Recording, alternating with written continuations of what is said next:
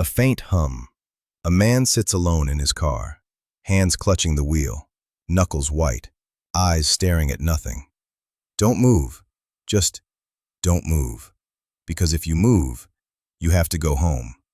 And if you go home, you have to think. And if you start thinking, you might not stop.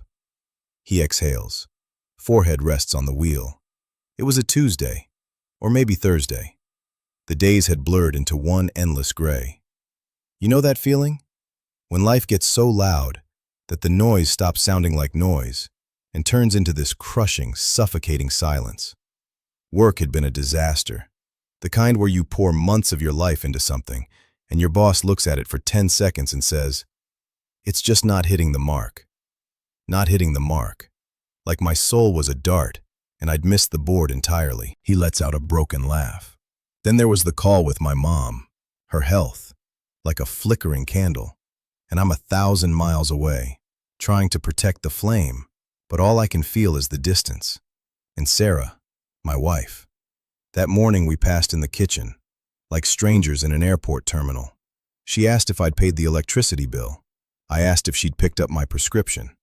No eye contact, no touch, just two exhausted people, running logistics in a marriage quietly sinking. He looks up, eyes glistening.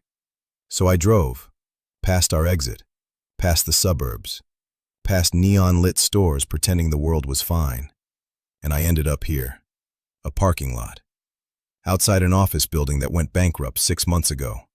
Fitting, right? A graveyard for someone else's failed dreams. He touches the steering wheel, whispering a prayer. God, I'm tired. I'm broken. I don't know what to do, but I'm here. Please, show me a hand in the dark. His thumb hovers over the music app, a desperate reflex. Maybe the right song could quiet the storm in my head. Not worship. I couldn't handle false cheer. Not sad either. I was drowning. I just needed something. A hand in the dark. So I scrolled, past pop, past angry rock, past country songs about trucks and cheap beer. And then, at the very bottom of my library, I saw it. A playlist. No clever name, just a date. October 12th. He freezes, pulse racing. You ever feel a memory hit your body before your brain catches up? That's what this was. October 12th. The accident. The day everything broke. I made this playlist in a hospital waiting room, on a borrowed phone, while doctors were trying to save her, while they were trying to put my wife back together. That playlist wasn't music. It was shrapnel. My thumb hovered over play. Part of me whispered, "Don't open that door. You'll break completely." But another voice, quiet, gentle, a voice I hadn't heard in years, whispered, "You're already broken. Maybe this is how you heal." He looks at the camera. I had a choice. Drive home into the gray silence, or press play. What would you do? Would you open that door? Soft whisper.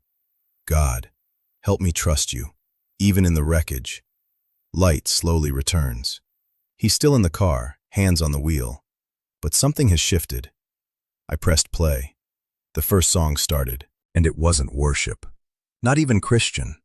It was Wrecking Ball by Miley Cyrus. He smiles softly. And I started laughing. Not polite. A raw, broken laugh that turns into tears halfway through.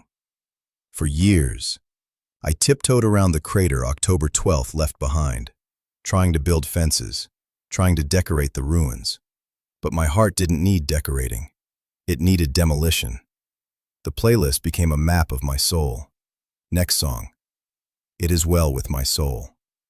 The hymn Horatio Spafford wrote after losing his daughters at sea. I didn't believe it when I added it. I just wanted to.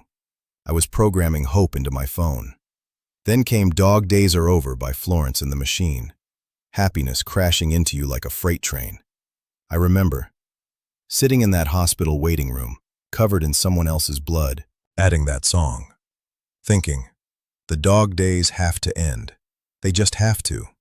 Song after song played. And suddenly I realized, These weren't just songs. They were prayers. Tears I couldn't cry. Pieces of my heart borrowed from other people's voices. And then the last song started. Oceans by Hillsong United. That was our song. Our wedding song. Our promise to step into the unknown together. But after the accident, after the silence, I couldn't listen. It made me feel like a fraud. My feet had failed. I had sunk. I reached to skip it, but my hand stopped. For the first time in years, I actually listened. Soft whisper, a prayer. Spirit, lead me where my trust is without borders. And suddenly I understood. The pain, the accident, the distance, the silence. That was the water. I had been so busy drowning, I forgot something.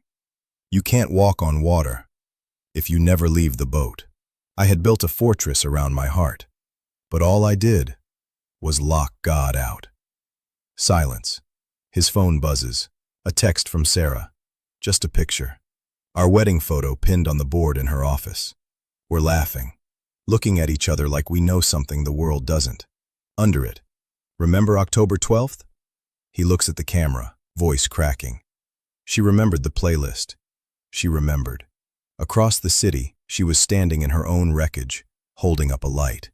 October 12th wasn't just the day everything broke. It was the day I built that playlist. The day, even in my worst pain, I reached for hope. And somehow, God saved it. The playlist didn't just save my week, it saved my life. Faith isn't always neat prayers.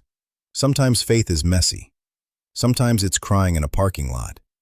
Sometimes it's pressing play and realizing God has been singing over you the whole time.